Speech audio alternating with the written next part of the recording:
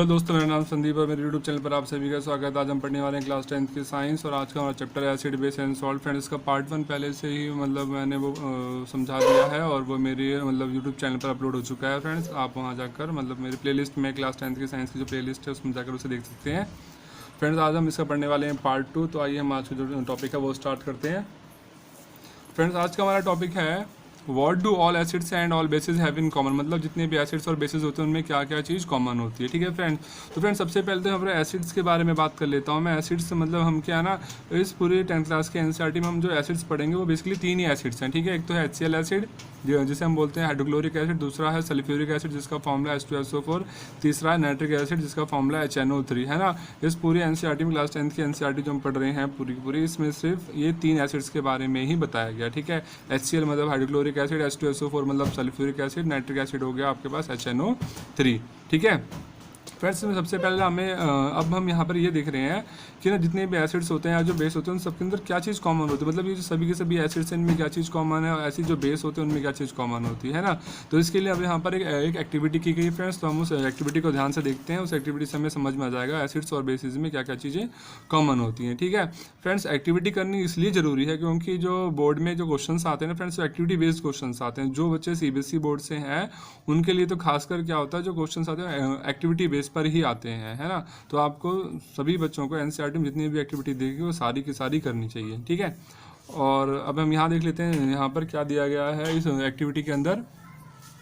तो फ्रेंड्स, यहाँ पर क्या किया हमने, यहाँ पर कुछ सॉल्यूशंस ले लिए। किससे? ग्लूकोज का सॉल्यूशन लिया, अल्कोहल का सॉल्यूशन लिया, हाइड्रोक्लोरिक एसिड और सल्फ्यूरिक एसिड के कुछ सॉल्यूशंस ले लिए हैं। ठीक है, यहाँ पर जो ग्लूकोज और जो अल्कोहल है ये तो दोनों बेस हैं। ठीक है, और जो हाइड्रोक्लोरिक एसिड है और जो सल्फ्यूरिक एसिड है ये तो पता ही आपको नाम से पता चल रहा है एसिड है दोनों। ठीक है, तो हमने यहाँ पर 2 एसिड ले लिए, 2 बेस ले लिए। फिर उनको हम यहाँ पर इस एक्टिविटी में यूज़ करेंगे। फिर उसके बिहाव पे हम बताएंगे या देखेंगे कि एसिड से या बेसिस में क्या क्या चीज़ें कॉमन है। ठीक है, अब हमने क्या किया, एक बीकर ले लिया हमने। यहाँ पर इस बीकर के अंदर हमने क्या डाल लिया, सल्फ्यूरिक एसिड डाल दिया। यहाँ पर HCl एसिड लिख रखा है, आप यहाँ पर H2SO4 भी डाल सकते हैं, HNO3 भी डाल सकते हैं, कोई सा भी एसिड डाल लें तीनों में से। ठीक है, और हमने यहाँ पे कॉर्क ले लिया। कॉर्क का मतलब क्या है कि ये ढक्कन होता है पर ये किसका बना हुआ, रबड़ का बना हुआ, मतलब जिसको करंट को पास ना करे आपस में। ठीक है, 2 यहाँ पर हमने नेल ले ली। नेल का मतलब कील। ठीक है, आयरन नेल या जो लोहे की कील होती है घरों में इस्तेमाल करते हैं उसी कील की बात कर रहे हैं।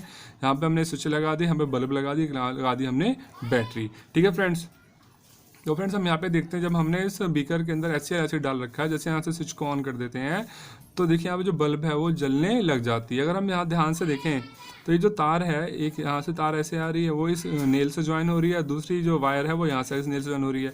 मतलब ये जो दोनों वायर हैं वो एक दूसरे कॉन्टैक्ट में नहीं है ना। अभी देखिए यहाँ पे साफ साफ दिख रहा है कि दोनों नेल्स जो हैं, ये नेल और ये नेल, मतलब जो वायर है एक दूसरे कांटेक्ट में नहीं है, मतलब एक दूसरे से ज्वाइन नहीं है। मतलब करंट जो है वो यहाँ से यहाँ तक फ्लो नहीं होना चाहिए, लेकिन फिर भी करंट का फ्लो हो रहा है। मतलब क्या हो रहा है, मतलब जो नेल है एक दूसरे कांटेक्ट में नहीं है, वायर जुड़ी नहीं हुई है, लेकिन फिर भी जो करंट है वो फ्लो हो रहा है और जो बल्ब है वो ग्लो हो रही है। इसका मतलब क्या है, ये जो एसिड है वो कुछ ना कुछ एसिड के अंदर कुछ ऐसा है जो क्या कर रहा है, वो करंट को कैरी कर रहा है, जो करंट को पास होने दे रहा है ना। तो अब यहाँ पर क्या देखेंगे, जितने भी तो फ्रेंड्स हम यहाँ पर क्या देख रहे हैं, जितने भी एसिड वगैरह होते हैं ना उन सब के अंदर क्या होता है, उन सब के अंदर H पॉजिटिव आयन होता है। क्या होता है, H पॉजिटिव आयन्स होते हैं। ठीक है, मतलब जैसे ही जो HCl एसिड है आपके पास, H2SO4 एसिड है या फिर HNO3 एसिड है, इन सब के अंदर क्या होता है, H पॉजिटिव आयन होता है। और जो H पॉजिटिव आयन क्या करता है, करंट को कैरी करता है, मतलब करंट को पास करने में मदद करता है, मतलब करंट को यहाँ से यहाँ तक फ्लो करने में हेल्प कर रहा है। ठीक है, तो ये H पॉजिटिव आयन क्या है, सभी एसिड्स के अंदर कॉमन है, ये सभी एसिड्स के अंदर पाया जाएगा। ठीक है, लेकिन अगर हम इसमें HCl एसिड हटा के, मतलब एसिड को हटा के अगर हम इसमें क्या डाल दें, ग्लूकोज या फिर अल्कोहल डाल दें तो क्या होगा। तो हम ये देखेंगे जब हम इसके अंदर ग्लूकोज या अल्कोहल डाल देंगे तब ये जो बल्ब है ग्लो नहीं करेगा, क्योंकि ग्लूकोज के अंदर क्या होता है, OH नेगेटिव आयन होता है और ये क्या करता है, ये करंट को कैरी करने का काम नहीं करता। ठीक है, ग्लूकोज के अंदर क्या पाया जाता है, OH नेगेटिव आयन पाया जाता है, बट ये करंट को कैरी नहीं कर सकता। ठीक है, करंट को जो कैरी करने का काम करते हैं वो सिर्फ H पॉजिटिव आयन करते हैं और ये सिर्फ किस में पाए जाते हैं, एसिड्स में पाए जाते हैं। आइए आगे देखते हैं। देखिए फ्रेंड्स, यहाँ पे लिखा हुआ है the bulb will start glowing, मतलब जो बल्ब है वो जलना स्टार्ट हो जाएगी in the case of acids. ठीक है, but you will observe that glucose and alcohol solutions do not conduct electricity, मतलब जो ग्लूकोज और जो अल्कोहल के सॉल्यूशंस हैं वो क्या करते हैं, वो करंट को पास होने नहीं देते।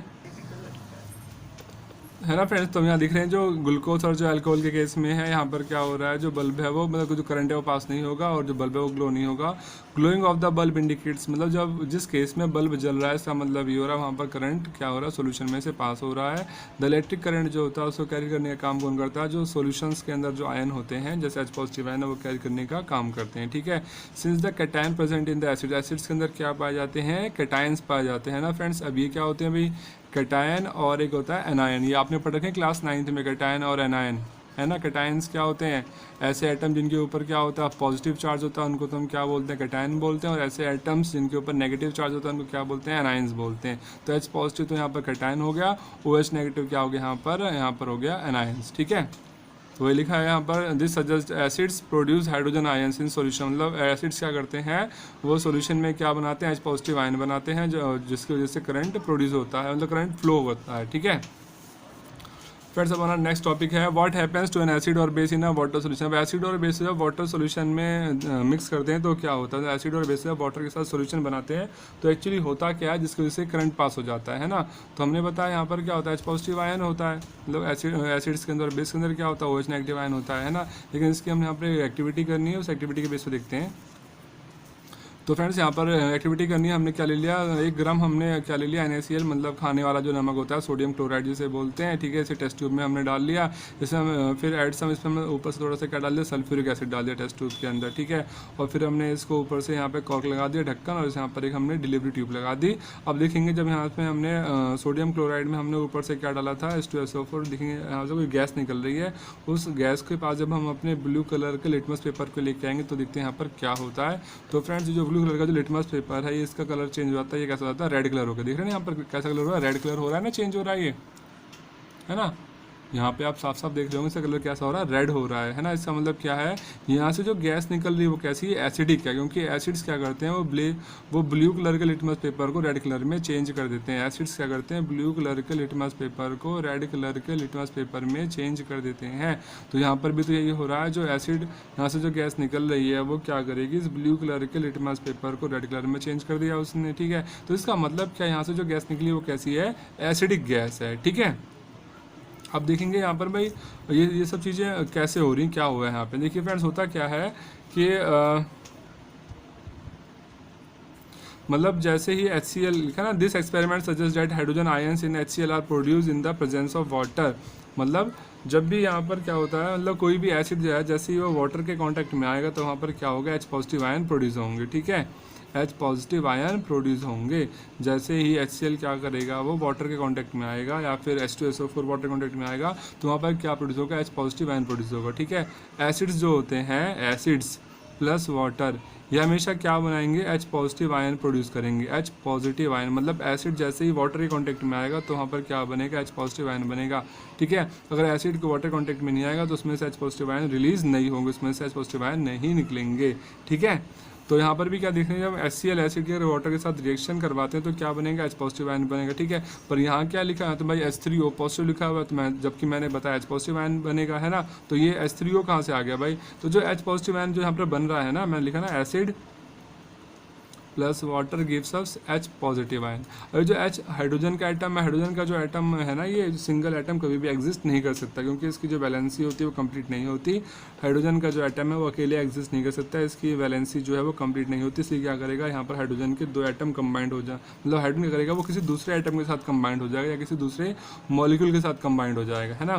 तो यहाँ पर जो हाइड्रोजन निकलेगा क्या करेगा, वो यहाँ मतलब एसिड्स के अंदर से जो हाइड्रोजन निकलेगा वो इस वाटर के साथ कंबाइंड हो जाएगा, मतलब H2O है ना, तो यहाँ पर एक H और ऐड हो जाएगा, ये बन जाएगा H3O पॉजिटिव, और यहाँ से जो क्लोरीन है वो यहाँ से अलग हो जाएगा, ठीक है। तो इसे यह H3O पॉजिटिव को बोलेंगे हाइड्रोनियम आयन, इसे क्या बोलेंगे हम, हाइड्रोनियम आयन बोलते हैं इसको, ठीक है। लिखा देखिए यहाँ पर, hydrogen ion can not exist alone but they exist after combining with water molecule, मतलब हाइड्रोजन का जो एटम है कभी भी वो अकेले एग्जिस्ट नहीं कर सकता क्योंकि हाइड्रोजन की जो वैलेंसी होती है वो कंप्लीट नहीं होती है, वो अकेले रह ही नहीं सकता क्योंकि उसका जो शेल है वो कंप्लीटली भरा नहीं होता ना, लास्ट वाला शेल, ठीक है। 10 हाइड्रोजन मस्ट ऑलवेज भी शोन H पॉजिटिव या फिर हाइड्रोजन, ठीक है। इसलिए जो हाइड्रोजन का एटम है वो या तो H पॉजिटिव से शो किया जाएगा या फिर वो हाइड्रोजन या फिर वाटर के साथ कंबाइंड होकर हाइड्रोनियम आयन बना देगा, ठीक है। ये तो हो गया एसिड के केस में कि अगर एसिड वाटर के साथ रिएक्शन करेगा तो क्या बनाएगा, H पॉजिटिव आयन बनाएगा, ठीक है। अब देखिए अगर यहाँ पर एसिड की जगह हम बेस ले लें तो क्या होगा, है ना। तो बेस जिसके लास्ट में OH आ रहा है उसको वो सारे जो मतलब कंपाउंड्स हैं वो सब किस में आ जाएंगे, बेस में काउंट हो जाएंगे। ठीक है।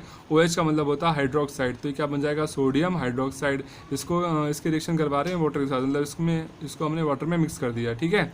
तो यहाँ पर क्या देखेंगे, यहाँ से जो सोडियम होगा वो अलग हो जाएगा और ये उसमें से OH नेगेटिव आयन यहाँ पर प्रोड्यूस होंगे। ठीक है।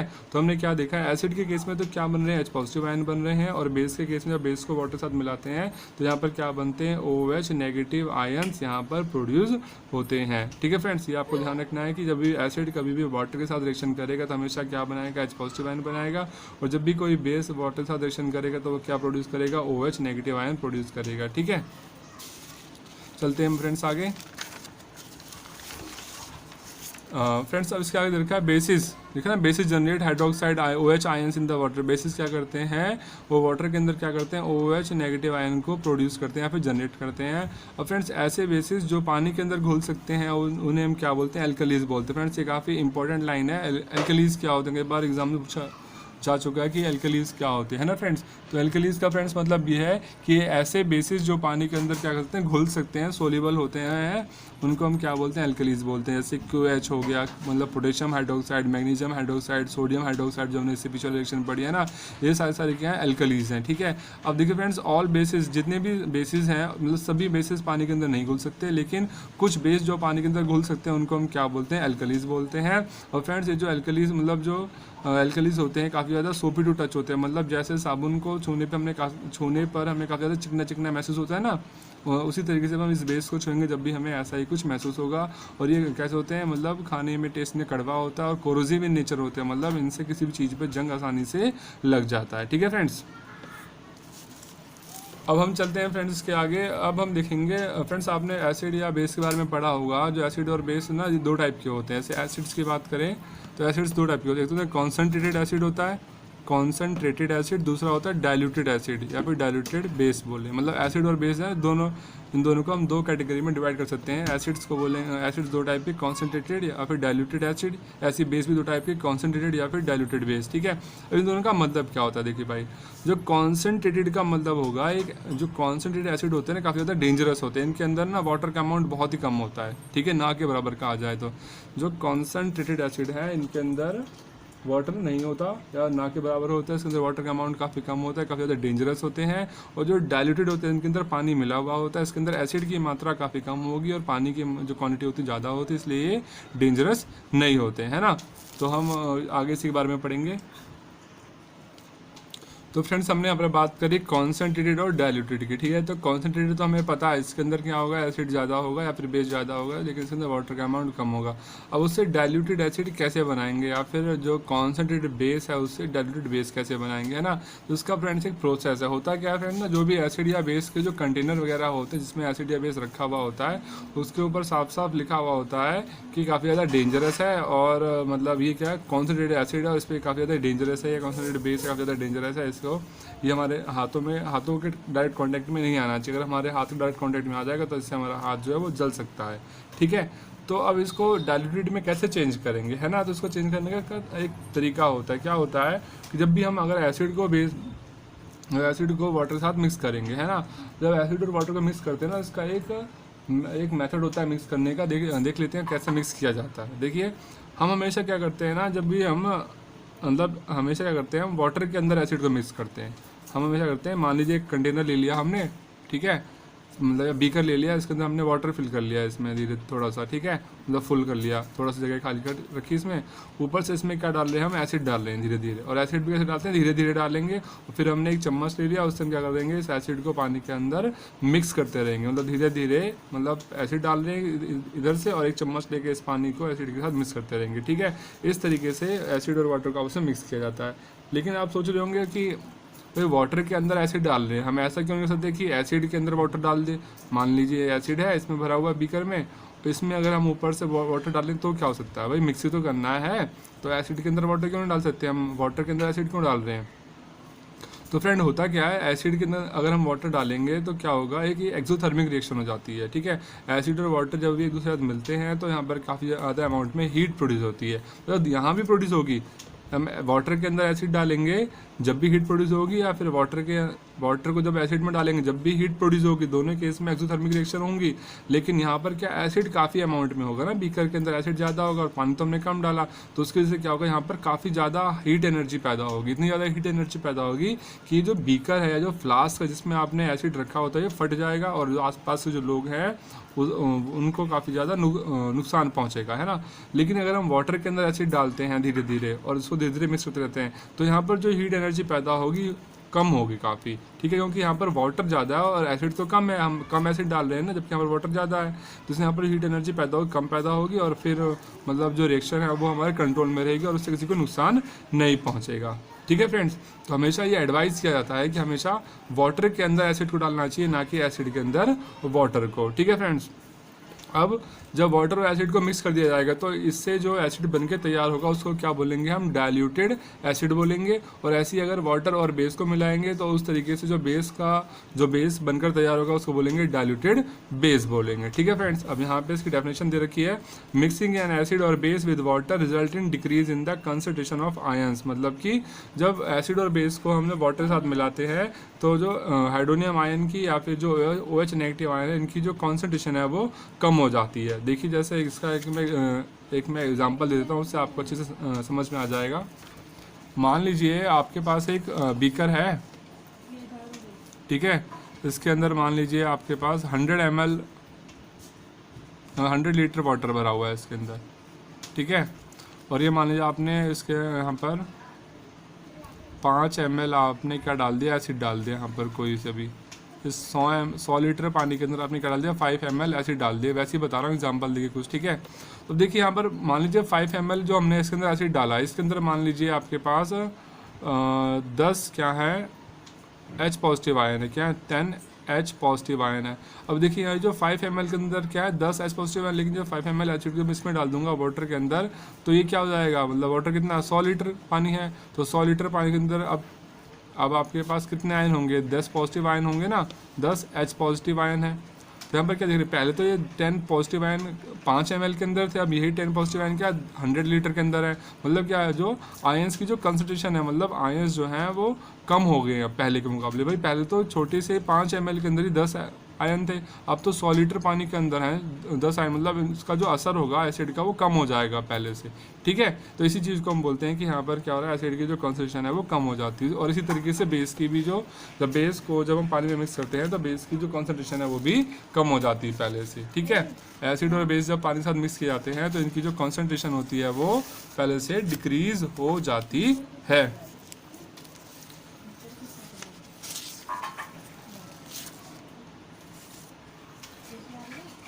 फ्रेंड्स हम आगे चलते हैं, हमारा नेक्स्ट टॉपिक है how strong are acid and base solution. मतलब जो स्ट्रॉन्ग एसिड और बेस होते हैं कितने कितने स्ट्रॉन्ग होते हैं। फ्रेंड्स एसिड और बेस जो होते हैं इनका पता, मतलब ये कितने स्ट्रॉन्ग है इसका पता लगाने के लिए हम लोग एक pH स्केल यूज़ करते हैं, ठीक है फ्रेंड्स। अब यहाँ पे स्केल दे रखा है, देखिए ये जो आप स्केल देख रहे हैं ना इसे बोलते हैं pH स्केल, ठीक है। यहाँ पे जो बोलते हैं pH स्केल का मतलब क्या होता है भाई, पहले इसके बारे में थोड़ा सा पढ़ लेते हैं। Scale for measuring the hydrogen ion, मतलब हाइड्रोजन आयन को मेजर करने के लिए एक स्केल होता है, उसको हम बोलते हैं pH स्केल। और इस pH स्केल का मतलब होता है, P का मतलब होता है पोटेंस, पोटेंस मतलब होता है पावर, ठीक है। और pH स्केल की जो वैल्यू होती है कहाँ 0 से लेके 14 तक होती है, ठीक है।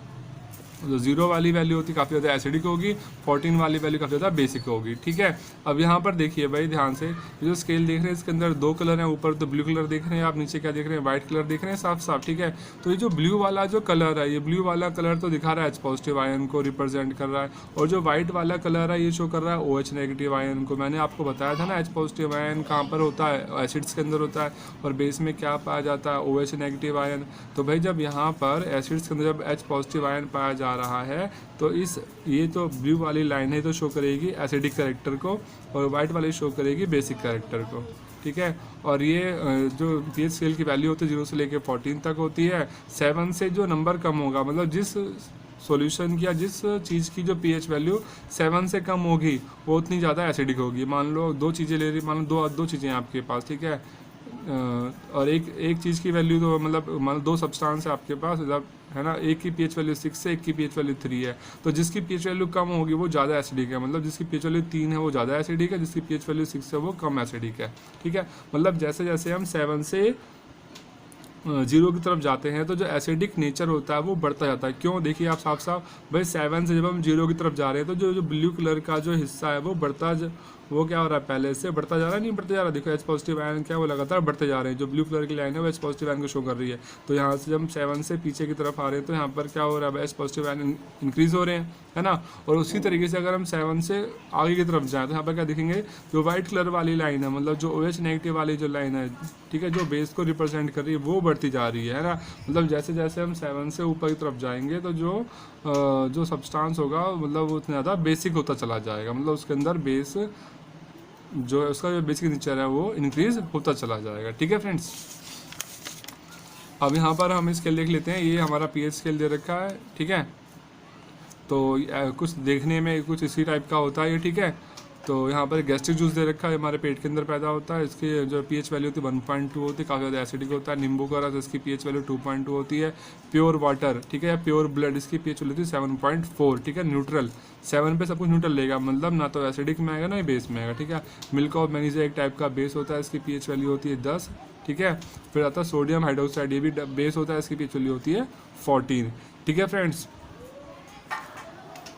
अब हम यहाँ देखते हैं फिर अभी जो pH हम पढ़ रहे हैं इसका फ़ायदा क्या भाई, इंपॉर्टेंस क्या है इसकी, है ना। वो इसकी कुछ इंपॉर्टेंस दे रखी है आपकी बुक में, उनको भी ध्यान से समझ लेते हैं। तो फ्रेंड्स इसकी first importance are plants and animals are pH sensitive. क्या जो प्लांट्स और एनिमल्स हैं ये pH सेंसिटिव है? हाँ फ्रेंड्स, जितने भी प्लांट्स और एनिमल्स हैं वो सारे क्या pH सेंसिटिव होते हैं।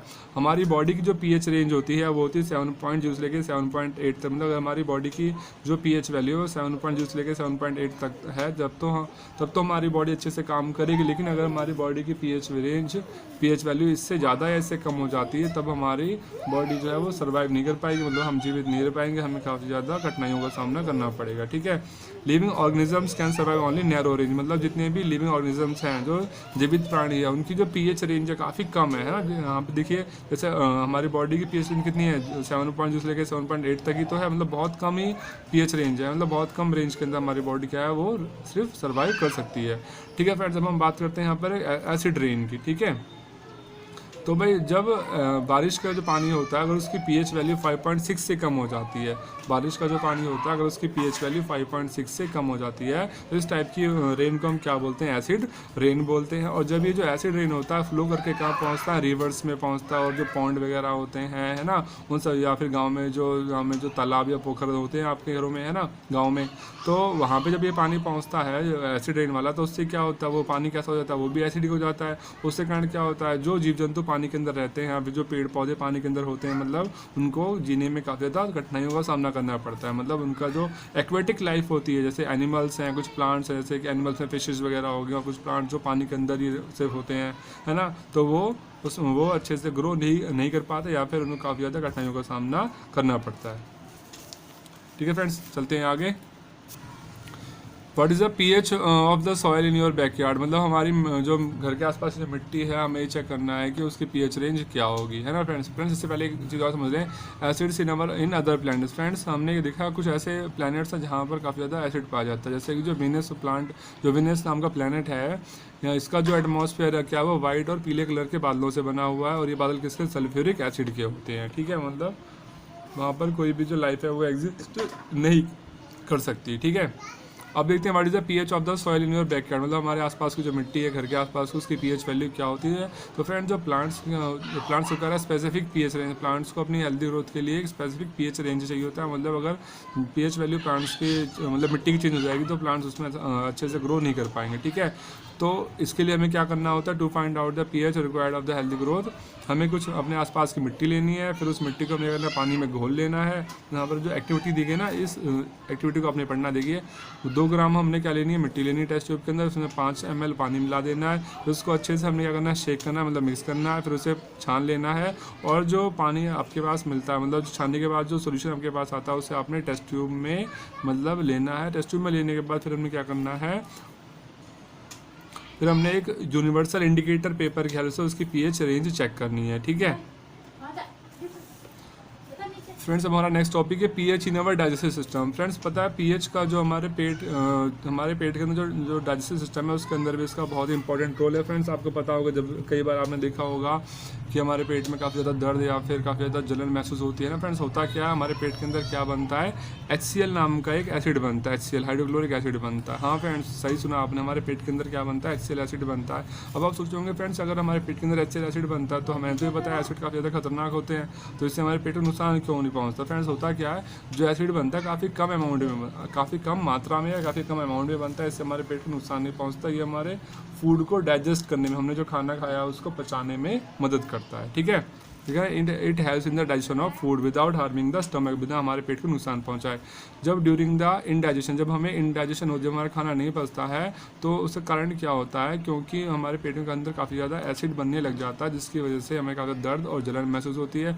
और इससे छुटकारा पाने के लिए लोग क्या यूज़ करते हैं, बेसिस का इस्तेमाल करते हैं ना, क्योंकि मैंने आपको बताया था ना, मैंने आपको रिएक्शन बताई थी।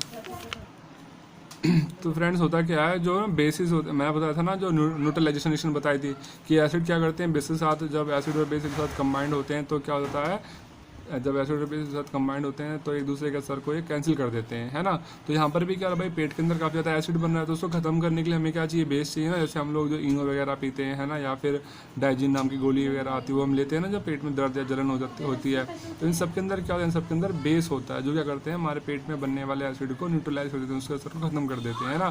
तो ऐसे बेसिस को हम यहाँ पर क्या बोलते हैं, एंटा एसिड्स बोलते हैं ना, एंटा एसिड्स। एंटा एसिड का मतलब होता है बेस, जो क्या करते हैं एसिड्स को न्यूट्रलाइज करते हैं। जैसे अगर हमारे फ़ोन या कंप्यूटर में वायरस आ जाता है तो हम क्या करते हैं, उस वायरस को हटाने के लिए एंटीवायरस यूज़ करते हैं। उसी तरीके से हम लोग यहाँ पर भी क्या करते हैं, पेट के अंदर जो एसिड बन रहा है उसको ख़त्म करने के लिए एंटी एसिड यूज़ करेंगे। ठीक है, वन सच, ठीक है, दिस एंटी एसिड लिखा, this anti acid न्यूट्रलाइजेज the excess acid. ठीक है, जैसे मिल्क ऑफ मैग्नीशिया दे रखा है, मैग्नीशियम हाइड्रोक्साइड है, ये टाइप का बेस होता है, जो क्या करता है हमारे पेट के अंदर दर्द और जलन महसूस होती है उसको ठीक करने के काम आता है। ठीक है फ्रेंड्स आगे देखते हैं, pH change as the cause of tooth decay. Friends हमारे जो दांत खराब होने का जो कारण है वो भी पीएच चेंज की वजह से होता है। फ्रेंड्स होता क्या है, अगर हमारे मुंह की जो पीएच वैल्यू 5.5 से कम हो जाती है, अगर हमारे माउथ की जो पीएच वैल्यू 5.5 से कम हो जाती है तो क्या होता है कि जो हमारे दांत हैं वो धीरे धीरे ख़राब होना स्टार्ट हो जाते हैं। ठीक है, होता क्या फ्रेंड्स, हमारे दांत की जो, मान लीजिए टीथ है हमारे पास, ठीक है, इसके ऊपर की जो लेयर होती है ये क्या होती है, ये कैल्शियम फॉस्फेट से बनी होती है और सबसे हार्डेस्ट सब्सटेंस होता है, ये होता है सबसे हार्डेस्ट सब्सटेंस। और फ्रेंड्स होता क्या है, जो हार्डेस्ट सब्सटेंस मतलब हमारी बॉडी में पाया जाना सबसे हार्डेस्ट सब्सटेंस है, इतना हार्ड होता है कि ये पानी के अंदर भी नहीं घुल सकता। लेकिन जब हमारे माउथ की जो पीएच वैल्यू कम हो जाती है उससे क्या होता है, इसको जो हमारे दांतों की जो ऊपरी लेयर है, जो जिसे हम टूथ एनेमल बोलते हैं, और एक इसकी बनी होती है कैल्शियम फॉस्फेट की बनी हुई होती है, तो धीरे धीरे ये खराब होना स्टार्ट हो जाती है। ठीक है, अब फ्रेंड्स आप कहोगे हमारे माउथ के अंदर वही एसिड कहाँ से बनता है, तो फ्रेंड होता है क्या, जब भी हम कोई चीज़ खाते हैं तो जब उसके फूड वगैरह हमने खाया तो उसके जो पार्टिकल्स हमारे मुंह के अंदर जब वो रह जाते हैं, जब हमारे मुंह के अंदर जो बैक्टीरिया जब वो उस फूड के साथ रिएक्शन करता है तो हमारे माउथ के अंदर क्या बना देता है, काफ़ी ज़्यादा एसिड प्रोड्यूस करता है। और उसी एसिड की वजह से क्या होता है, हमारे माउथ की जो पीएच वैल्यू है वो काफ़ी ज़्यादा कम हो जाती है और उसकी वजह से क्या होता है, हमारे जो दांत हैं वो धीरे धीरे ख़राब होना चालू हो जाते हैं। ठीक है, अब आप सोचोगे भाई जब मुंह के अंदर एसिड बन रहा है तो इसको ख़त्म करने के लिए कोई बेस चाहिए। तो फ्रेंड्स आपको पता है हम लोग रोज़ सुबह जो टूथपेस्ट करते हैं, क्यों करते हैं, इसी वजह से करते हैं ताकि हमारे मुंह के अंदर रात भर जो एसिड वगैरह बना है उसको न्यूट्रलाइज किया जा सके। क्योंकि हमारे टूथपेस्ट के अंदर क्या पाया जाता है, बेस पाया जाता है, और उस बेस की वजह से क्या होता है, हमारे माउथ के अंदर जो एसिड बना है वो न्यूट्रलाइज हो जाएगा और हमारे जो दांत है वो खराब होने से बच जाएंगे। ठीक है फ्रेंड्स, अब चलते हैं फ्रेंड्स अपना ये सेल्फ डिफेंस बाय एनिमल्स और प्लांट्स। फ्रेंड्स कुछ जो प्लांट्स और एनिमल्स जो हैं वो क्या करते हैं, अपने आप को बचाने के लिए करते हैं एसिड का यूज़ करते हैं। जैसे कि आपने सुना होगा हनी बी वगैरह होती है, अब जो शहद है ना, हनी बी है, और भी बहुत सारे जो मतलब छोटे छोटे इंसेक्ट्स वगैरह होते हैं वो अपने आप की प्रोटेक्शन के लिए क्या करते हैं, वो अपने आप की प्रोटेक्शन के लिए क्या करते हैं, एसिड्स का यूज़ करते हैं। ठीक है, bee stings leaves and acid, जो ऐसी जो मधुमक्खी वगैरह होती है जब ऐसे डंक मारती है, अगर मानो किसी मधुमक्खी ने किसी को डंक मारा तो करेगी, जहाँ पर वो काटती है वहाँ पे करती है कुछ एसिड छोड़ देती है। ठीक है, उस एसिड के कारण वहाँ पर काफ़ी ज़्यादा दर्द और जलन महसूस होती है। और इससे छुटकारा पाने के लिए हम क्या करेंगे भाई, एसिड है हमारी बॉडी के अंदर, कहीं किसी प्लांट ने किसी मधुमक्खी ने हमारी बॉडी के अंदर एसिड डाल दिया, तो अगर हम उस हिस्से पर क्या करते हैं, बेकिंग सोडा से अगर हम उस हिस्से के ऊपर रगड़ देते हैं तो उससे वहाँ पर दर्द और जलन से छुटकारा मिल जाएगा। ठीक है, तो हुआ क्या भाई, एसिड तो हमारी बॉडी के अंदर किसने डाला, हनी ने डाला, सॉरी हनी बी ने डाला। उसको ख़त्म करने के लिए हम लोग क्या यूज़ कर रहे हैं, बेकिंग सोडा यूज़ कर रहे हैं। तो एसिड और बेस ही तो मिल रहे हैं। जब एसिड और बेस मिलेंगे तो क्या होगा भाई, एसिड और बेस एक दूसरे के इफेक्ट को कर देते हैं, ख़त्म कर देते हैं, है ना। वही चीज़ यहाँ पर भी हो रही है। और फ्रेंड्स इसके अलावा हम यहाँ पे एक चीज़ और देख लें कि कुछ जो नेटल लीव्स, मतलब नेटल नाम का प्लांट होता है। इसकी जो पत्तियाँ होती हैं उनमें छोटे छोटे कांटे होते हैं। जैसे कोई जानवर या कोई इंसान उनके कांटेक्ट में आता है तो ये उसके अंदर क्या करते हैं, मिथेनोइक एसिड या फिर फॉर्मिक एसिड डाल देते हैं, ठीक है। उससे कारण क्या होगा, उनकी बॉडी के अंदर दर्द और जलन महसूस होने लग जाती है, ठीक है फ्रेंड्स। अब होता क्या है, जो नेटल नाम का जो पौधा होता है इसके आसपास में डॉक नाम का प्लांट पाया जाता है। और डॉक नाम की जो पत्तियाँ होती हैं, जो डॉक नाम का जो पौधा है, इसकी जो पत्तियाँ हैं, जो लीव्स हैं, अगर उनको पीस कर या फिर उनको मतलब जिस आदमी के अंदर नेटल लीव्स ने अपना एसिड डाला था, अगर उस आदमी के उस हिस्से पर हम क्या करें, इस पत्तियों को रगड़ दें तो उससे क्या होगा, जो दर्द और जलन आपको हो रही थी मतलब वो बंद हो जाएगी, ठीक है।